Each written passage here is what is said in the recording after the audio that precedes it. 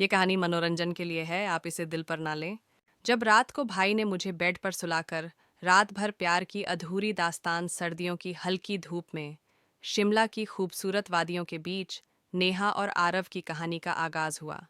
नेहा दिल्ली की एक बड़ी कंपनी में काम करती थी और अपनी छुट्टियां बिताने शिमला आई थी। वहीं आरव एक स्थानीय टूर गाइड था जो अपने शहर की खूबसूरती को पर्यटकों को दिखाने का काम करता था। पहली मुलाकात नेहा अपनी दोस्त सीमा के साथ माल रोड पर घूम रही थी जब उसकी नज़र सामने खड़े एक लड़के पर पड़ी। लंबा कद, गहरी आंखें और एक मासूम सी मुस्कान, वह आरव था।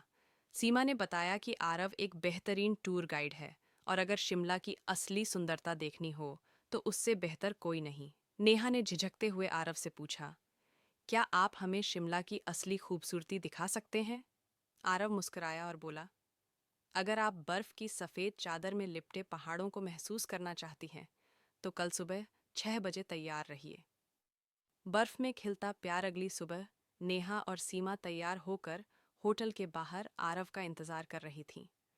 आरव उन्हें कुफरी की उन पहाड़ियों पर ले गया जहां बर्फ की सफेद चादर बिछी थी और सूरज की हल्की किरणें उसे सुनहरा बना रही थीं। नेहा इस नज़ारे को देखकर मंत्रमुग्ध हो गई। वह दौड़कर बर्फ में खेलने लगी। अचानक उसका पैर फिसला और वह गिरने ही वाली थी कि आरव ने उसे पकड़ लिया। दोनों की आंखें मिलीं और एक अजीब सी कशिश महसूस हुई। धीरे धीरे टूर खत्म होने के बाद भी नेहा और आरव की मुलाकातें जारी रहीं। वे घंटों शिमला की गलियों में घूमते, पुरानी हवेलियों की कहानियां सुनते और एक दूसरे के बारे में जानने लगे। दिल की आवाज़। एक दिन जब नेहा को वापस दिल्ली लौटना था तो आरव बेहद उदास था।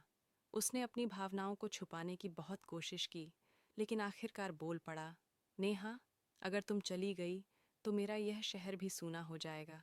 नेहा कुछ नहीं बोल पाई।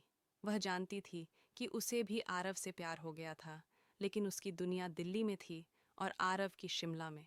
वक़्त का फैसला। नेहा दिल्ली लौट गई, लेकिन उसका मन शिमला में ही अटका था। उसने कई बार आरव को कॉल किया, लेकिन हर बार उसने खुद को रोक लिया। कुछ महीनों बाद उसकी कंपनी ने उसे एक प्रोजेक्ट के लिए शिमला भेजा। वह दिल में उम्मीद लेकर गई कि शायद वह फिर से आरव से मिलेगी। मगर जब वह शिमला पहुंची तो उसे पता चला कि आरव अब वहां नहीं था।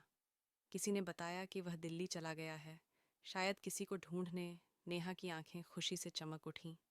उसने तुरंत दिल्ली जाने वाली पहली ट्रेन पकड़ी। अब की बार वह अपनी मोहब्बत को अधूरा नहीं छोड़ना चाहती थी। तो दोस्तों, ये कहानी आपको कैसी लगी? आप कमेंट में बताएं।